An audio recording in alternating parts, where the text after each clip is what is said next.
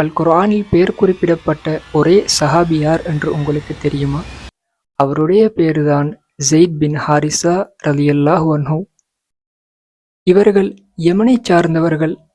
சிறுவயதில் விளையாடிக் கொண்டிருக்கும் போது கொள்ளை கூட்டத்தினரால் கடத்தப்பட்டு மக்கா சந்தையில் அடிமையாக விற்கப்பட்டார்கள். சில காலங்களில் ஸெய்த் ரலியல்லாஹு அன்ஹு அவர்களுடைய தந்தை தனது மகனைத் தேடி மக்காவுக்கு வந்தார்கள். அப்போது ஸெய்த் ரலியல்லாஹு அன்ஹு அவர்கள் தனது தந்தையைப் பார்த்து கூறிய வார்த்தைகள் வரலாறு மறக்கவில்லை. நான் முஹம்மது ஸல்லல்லாஹு அலைஹி வஸல்லம் அவர்களை விட்டு ஒருபோதும் பிரிய மாட்டேன். எந்த தந்தையும் தனது மகனை நேசிக்காத அளவு அவர் என்னை நேசிக்கிறார் என்றார்கள். இந்த நிகழ்வுக்குப் பிறகு நபியவர்கள் ஸெய்த் ரலியல்லாஹு அன்ஹு அவர்களை உரிமை விட்டு தனது மகனாக அறிவித்தார்கள். அன்று முதல் ஸெய்த் ரலியல்லாஹு அன்ஹு அவர்கள் ஸெய்த் பின் முஹம்மது, முஹம்மதின் மகன் ஸெய்த் என்று அழைக்கப்பட்டார்கள். எதுவரை என்றால் அல் குர்ஆனின் சூரா அல் அஹ்ஸாப் 33வது அத்தியாயம் 5வது வசனம் இறங்கும் வரை.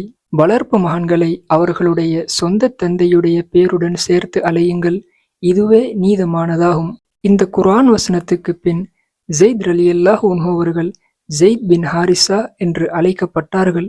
ஸெய்த் ரலியல்லாஹு அன்ஹு அவர்கள் நபியவர்களின் அன்பு மகனாக மட்டும் இருக்கவில்லை, நம்பிக்கைக்குரிய ஒரு வீரராகவும் இருந்தார்கள். முஅத்தா போரின் போது எதிரிகள் 1,00,000 பேரை சஹாபாக்கள் 3000 பேர் மட்டும் எதிர்கொள்ள வேண்டியிருந்தது. அப்போது நபியவர்கள் ஒரு திட்டத்தை வகுத்தார்கள். ஸெய்த் பின் ஹாரிஸா ரலியல்லாஹு அன்ஹு அவர்கள் தளபதியாக கடமையாற்ற வேண்டும். அவர் வீழ்த்தப்பட்டால் ஜஅஃபர் பின் அபி தாலிப் ரலியல்லாஹு அன்ஹு அவர்கள் தளபதியாக கடமையாற்ற வேண்டும்.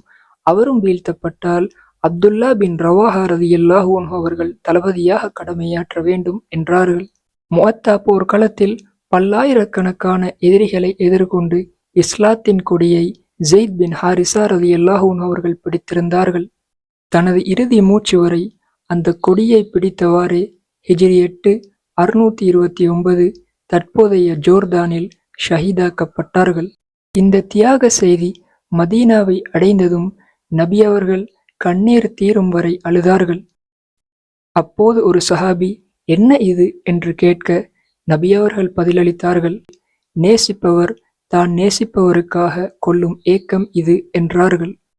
இதுதான் அன்பால் விடுதலை செய்யப்பட்ட ஒரு அடிமை, அறிவிப்பால் கண்ணியப்படுத்தப்பட்ட ஒரு மகன், நபித்துவத்தால் தேர்ந்தெடுக்கப்பட்ட ஒரு தளபதி, அல்லாஹ்வினால் நினைவு கூறப்பட்ட ஒரு மனிதர், ஸெய்த் பின் ஹாரிஸா ரலியல்லாஹு அன்ஹு அவர்களின் வாழ்க்கை சுருக்கம்.